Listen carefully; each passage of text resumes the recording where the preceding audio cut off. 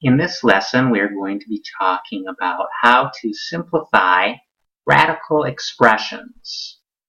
And by radical expressions, we mean expressions that are using the square root symbol, okay, also called the radical symbol. Now, how do we tell if a radical expression is in simplest form? Well, number one, if it's in simplest form, it will have no perfect square factors under the radical. Okay, and by perfect square factors, I'm talking about these numbers. Okay, like 4, because square root of 4 is a whole number too. That's a perfect square, okay, or a magic number. Okay, and so it's a good idea if you don't know these numbers that you jot them down or work to memorize them. Okay, the magic numbers or the perfect squares are 4, 9, 16, 25, 36, 49, 64, 81, 100, 121, 144, 169, and if you memorize those, that should be pretty good. Okay, so we can't have any of those factors under the radical. For instance, get the square root of 18. Well, 18 has a factor of 9. Okay, so this is not simplest form. And in a minute we'll talk about how we can put that into simplest form. Okay, also we cannot have fractions under the radical sign and cannot have any radicals or square roots in the denominator of a fraction. And so we'll talk about those a little bit later. For now, we're going to kind of focus on number 1. Okay, and looking down at our product property of radicals, we know that if we have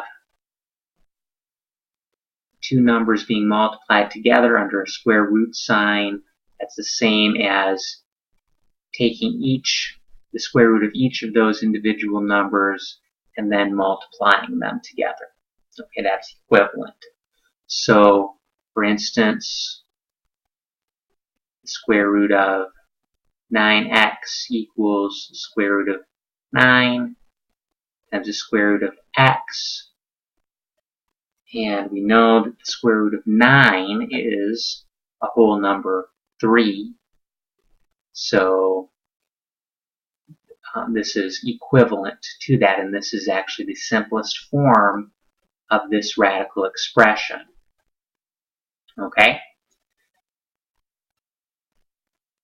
Alright, let's take a look at example 1. We want to find the square root of 12x squared.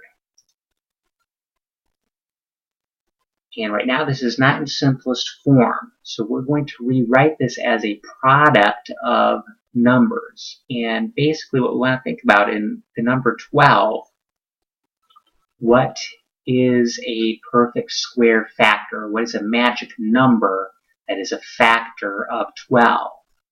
And if these are our magic numbers, right away I see 4 is a factor of 12. So I can rewrite this as the square root of 4 times square root of 3, because 4 times 3 is 12. Okay, and then we also have to include in here the square root of x squared. And square root of x squared, of course, is x. square root of 4 is 2. Square root of 3 is going to be an irrational number. Okay, so we're going to leave the square root of 3 under the radical sign because now it's in simplest form. Okay, there's no perfect square factors of 3. And then we also have this x left over. So I'm going to rewrite that x out in front of the square root sign.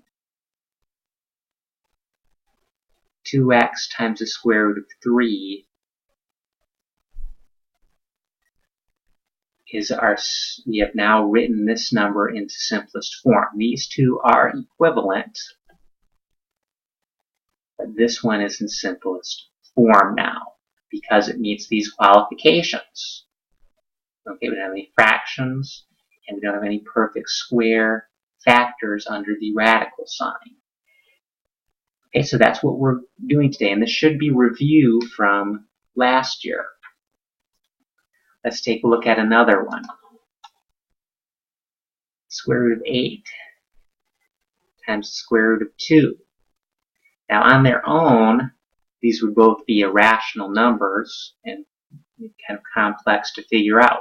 But we can also work backwards in this case and think of this as square root of 8 times 2 under the radical sign. 8 times 2 is 16. 16 is a magic number. Okay, square root of 16 is 4. Okay, we have square root of 5x cubed times y times 2 times the square root of x. Now, what we like to do is what we need to do is multiply. We're going to combine everything under the square root sign and multiply those together. So 2 is going to be, we're going to move that out to the very front. Everything else is under a radical sign. Okay, so we're going to multiply those terms together. And so if we do that, we end up, if we multiply 5x cubed y times x, we end up getting 5x to the 4th power times y. Okay, and then we can separate those terms out as 2 times the square root of 5 times the square root of x to the 4th times the square root of y. Now, the square root of 5 we cannot simplify at all. This would be an irrational number. The square root of x to the 4th, okay, would be x squared. Okay, and why is that x squared? Well, we can think about it like this.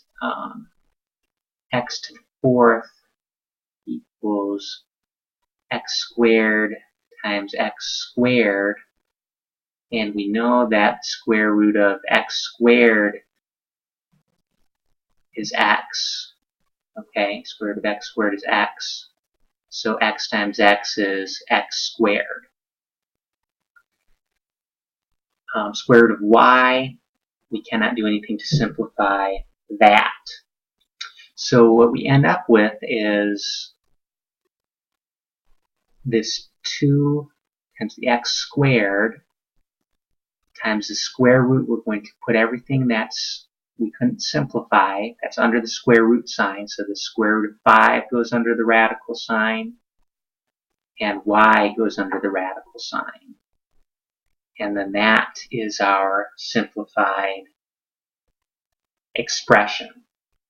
We're going to look now at number 2, looking at fractions under radical. We cannot have an entire fraction under a square root sign. Okay, so essentially if we do,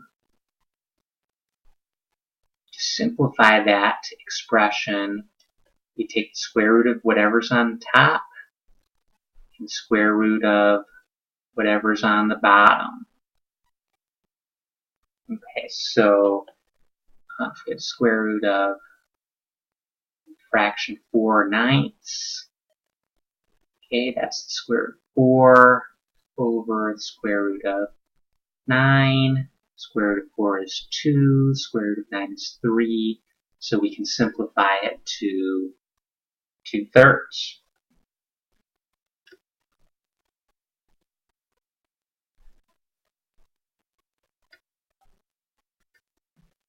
So if we have the square root of 11/49, right now this is not in simplest form because we have an entire fraction under the radical sign. So we're going to try to simplify this by rewriting it as square root of 11 over the square root of 49. Now, the square root of 11, we can't do anything with that because, first of all, it's not a perfect square factor. It's not a perfect square, and it doesn't have any perfect square factors in it. So that we're just going to have to leave alone. However, square root of 49, we know, is 7. And now, this meets our qualifications for a simplest form radical expression, because we do not have an entire fraction under the radical now. We just have the numerator under a radical sign. We don't have any radicals in the denominator, so this is in simplest form. Square root of t squared over 36. We know the square root of t squared is just t. Square root of 36 is 6. So that will simplify to t over 6. Now, what if we had, instead of a t squared, what if we were trying to take a square root of like t to the 3rd power? Okay. Well, the idea here is to, let's rewrite this t to the 3rd with the perfect square factors. T to the 3rd equals, of course, t times t times t, okay, which is the same thing as saying t squared times t. So then if we apply that down here with this, if we take the square root of t squared times the square root of t, we know that the square root of t squared is just t, and then we're left with this as the simplest form of that expression. Okay, what if we had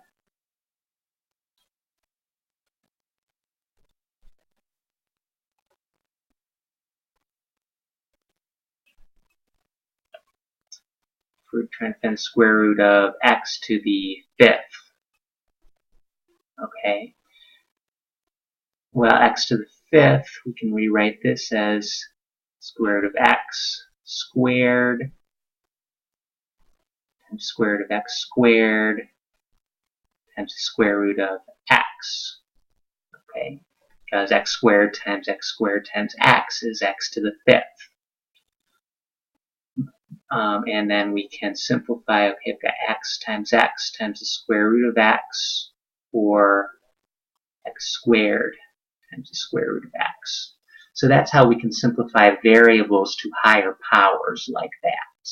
Okay, if we can break them into, or rewrite them with the factors of the variable squared, we can get to simplest form that way. Okay, there are 3 checkpoints I want you to do, and then that's where we're going to stop for today's lesson, and we will continue working with square roots tomorrow.